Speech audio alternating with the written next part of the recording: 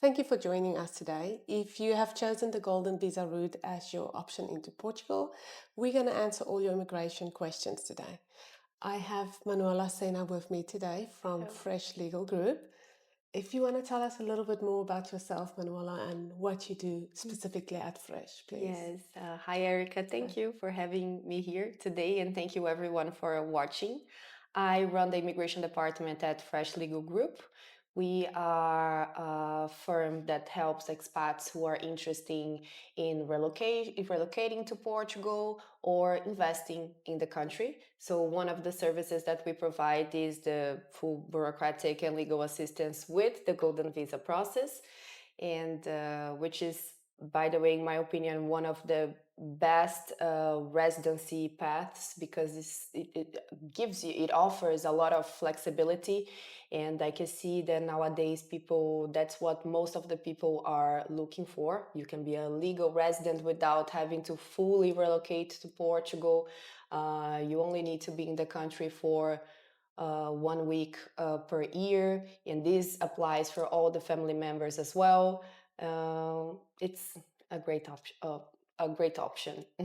And how does the Golden Visa immigration path compare to the other immigration paths that some people are choosing?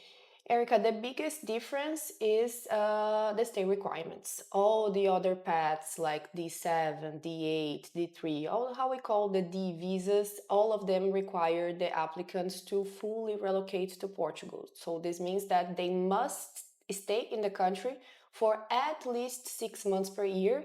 And also this means that they will become Portuguese tax residents. So unless you do, like we always recommend, do a proper plan before actually moving forward with those paths.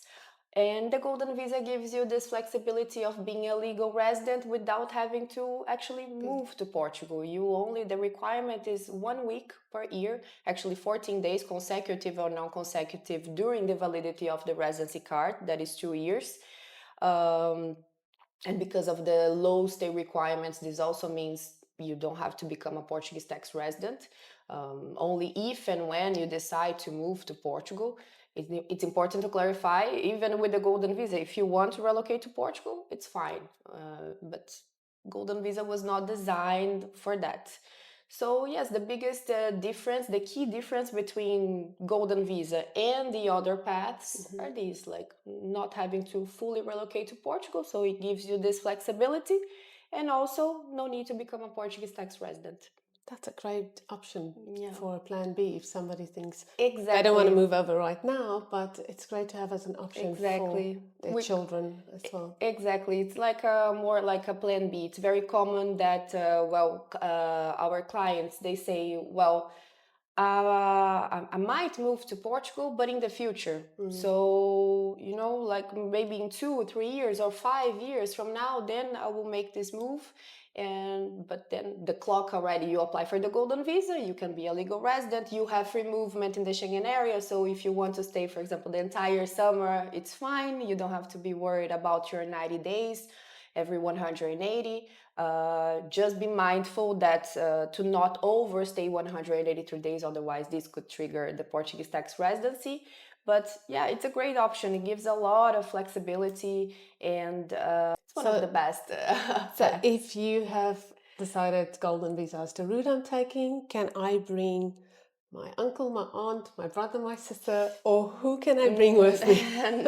Not so many people, but yes, it allows family members to apply with some restrictions. The family members that can join: spouse, children under 25 years old in the moment of the application, in the moment that we begin the application, and dependent parents or over 65-year-old parents. If they are over 65 years old, then we don't need to prove the dependency. It's based on age, okay? But yes, so children less than 25 years old, spouse, and parents over 65 or dependent parents. And that age of the children, that's only at the application. So if they turn 26, 27, or even 28, It's during tricky. the process? Yes, it will be fine, but there are some extra requirements. For over 18-year-old children, you need to prove the financial dependency, proof of enrollment in full-time education, so university, master's, and proof of single status. The children cannot get married during the so. That's Yes, quite there a are some, tricky. yes, depending on the age, like that. They're over 18 years old. There are some extra requirements that we must show to the immigration authorities. And someone, let's say somebody moved here and they have found somebody and they want to marry, and they are 3 years in the application. What is the consequences for that? The idea would be to apply independently for or their own golden visa or to another path, because under the golden visa, as a dependent family member, this will no longer be a possibility. But those years would carry on with as a permanent resident through the new visa. Let's say they go for D7 or D8. Would Yes, those they years? can. Yes, depends on the situation. Then it's the ideal. It really depends on the situation at the moment. If they are planning to actually move to Portugal, or to if they will still need the flexibility of the golden visa. But yes, as I said, over 18-year-old. We need to prove all these requirements: proof of financial dependency, proof of single status, and enrollment in the education. So. And then another big question that we get in the LGBT community, or any cohabiting partners, will that cover? It's fine. As It's well? fine. No problem. We need to prove the civil partnership, the proof of the relationship, but there is no restriction. So they don't have to be married? Or... Ideally, the marriage certificate is always the better, right? Or at least an official document proving the relationship, like here in Portugal, união de facto, or proving a stable relationship. The idea is that we have an official document to prove that, to show, demonstrate to the immigration authorities.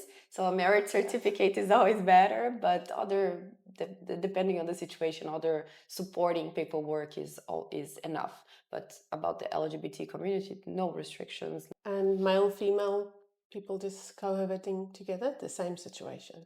Sorry. Male and female? Like... Yes. Okay, that's good news. Because not everybody doesn't want to get married just to get a golden visa status. Yes. So, yeah. So if you decide to go for golden visa, you brought everybody else with you, and you come for your 7 days, what would the process be like? Like, let's say we decided to go ahead. What is the timeline, more or less, for us in the process? It is still a long process. Okay, we say at least 12 months for the conclusion. We are only able to initiate the process after the investment is completed. So in the most popular investment path is the investment of 500,000 euros in a Portuguese regulated fund, as you know.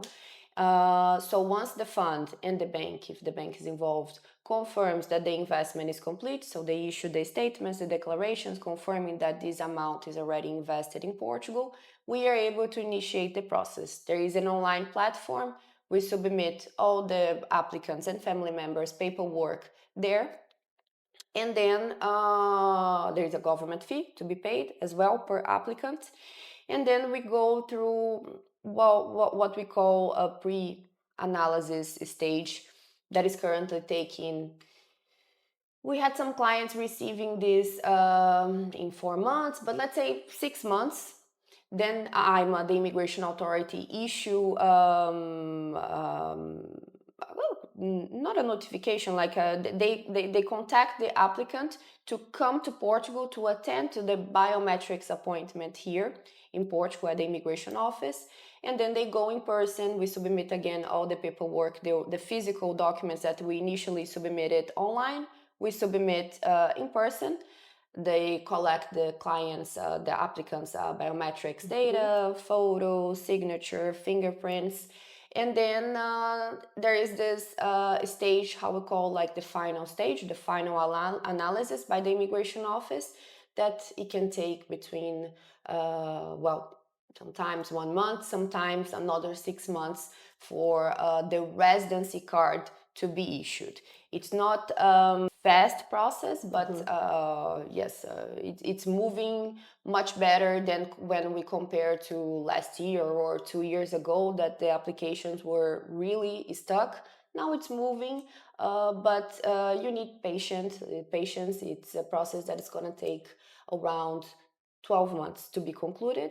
And then once you have your residency card, that's when you have to start fulfilling the minimum stay requirements in Portugal. So the 1 week, 2 weeks, during the validity of the card.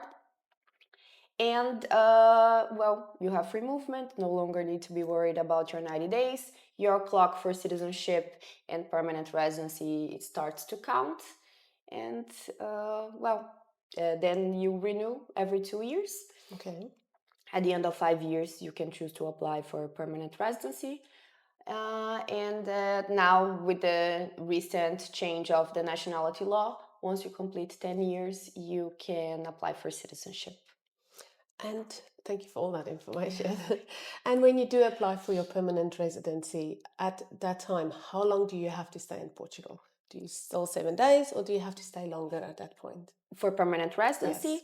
remains the requirement. There is this special status for Golden Visa holders, that once you apply for permanent residency, it remains the same requirements. The difference is, well, now the card will be valid for 5 years instead of 2. The card is valid for 5 years. So every year you need to remain in Portugal 1 week. That's very doable. It Just is. come to holiday in Yeah. Portugal. And those fees for the immigration part, is that included in the Golden Visa, or is that separate from the Golden? There are government fees to be paid to the immigration authorities. They are subject to regular updates. There is the submission fee. Then at the day of the IMA appointment, there is another government fee to be paid. And this applies for every renewal and in the future permanent residency or citizenship application as well. There are always a government fee. Okay, so that's completely separate from It the is base separate. rates. It is separate. Okay. Well, I think you've answered all my questions. Thank you so Thank much. you, We usually Erica. have so many questions. People think as the Golden Visa and as an option, and then they have all these It is questions that still a comes after that. great option. Like for residency programs, especially here in Europe, it is like it offers flexibility, and well, still there is still a path for citizenship, a longer path, unfortunately, but it is still a possibility. So if you have children, you know, it's a good plan B, as you said. It Yeah. is a good plan B. One more question I actually have about schooling.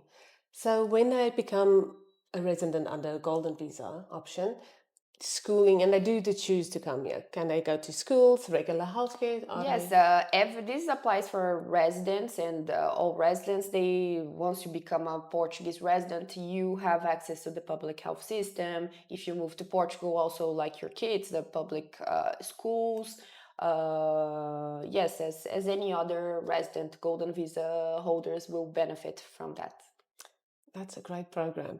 So thank you so much. Thank you, Manuela, for all that insightful Thank you, information. Erica. So if you plan on getting a Golden Visa, you can bring the following people that are on there. Make sure your children don't get married and stay your dependent for a little bit longer, and they can stay under your visa as well. Thank you for watching. Thank Thanks, you. Manuela. Bye. Thank you, Thanks. Erica.